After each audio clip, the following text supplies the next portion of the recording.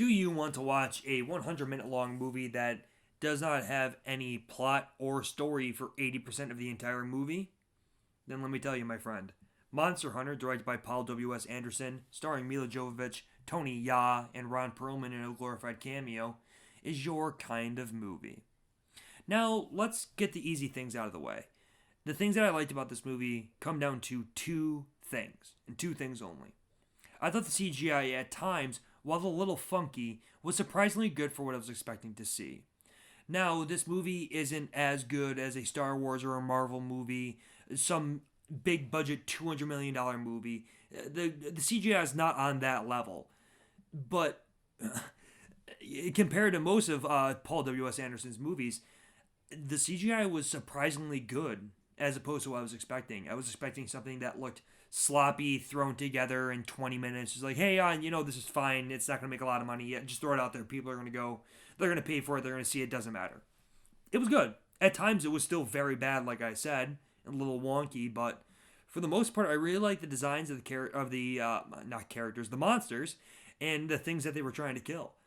The other thing that I really liked, and you may be able to chalk this up to a living in the moment statement, considering how much I have been listening to 80s synthwave music in the last few days, but I thought the soundtrack for this movie was an absolute banger.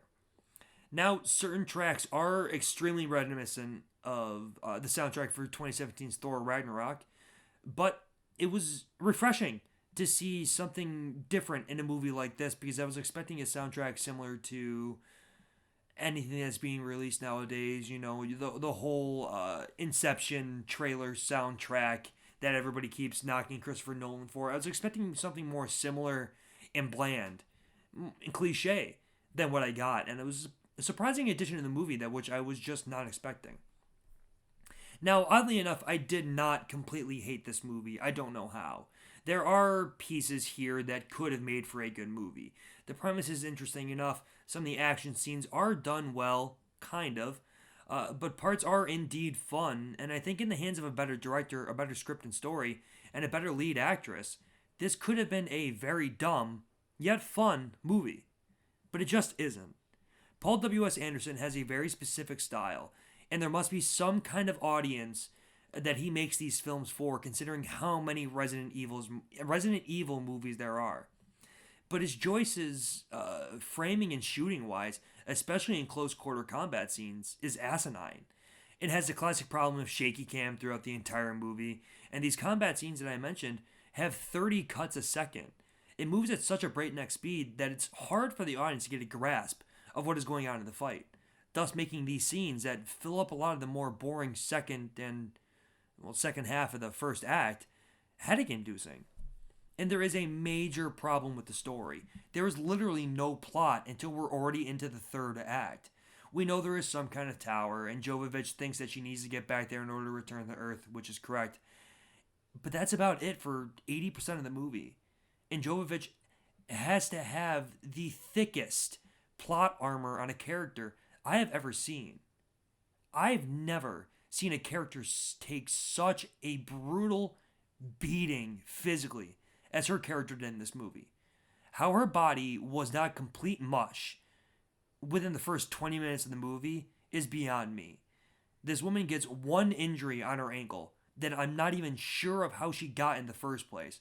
But a helicopter falls out of the air and crash lands, killing everyone else in the chopper besides her. She's getting thrown around by giant dragon monsters and is not sustaining a single injury. Nothing.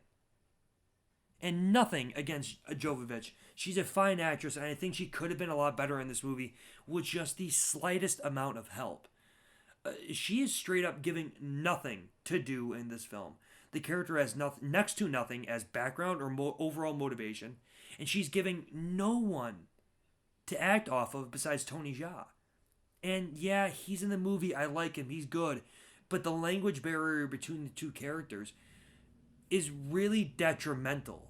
It's just her talking to herself. And in a better situation, I could see how this works if they're communicating more between each other and starting to try to build a bond by using similar words that they can use to talk to each other. But they just don't. I was not expecting anything from this movie. But to be fair, I received nothing at the same time. I've never played the game that this movie is based off of, so I can't speak to the quality relating to the game and its story, if this is truthful to the IP or not, if it's done well. I can't say because I don't know. But I would be interested to see if a fan of the game series has anything to say regarding this movie, positively or negatively. Like I said, I think there are pieces of this movie that could have been better. But as a whole, it's just a lot of nothing. 27 out of 100.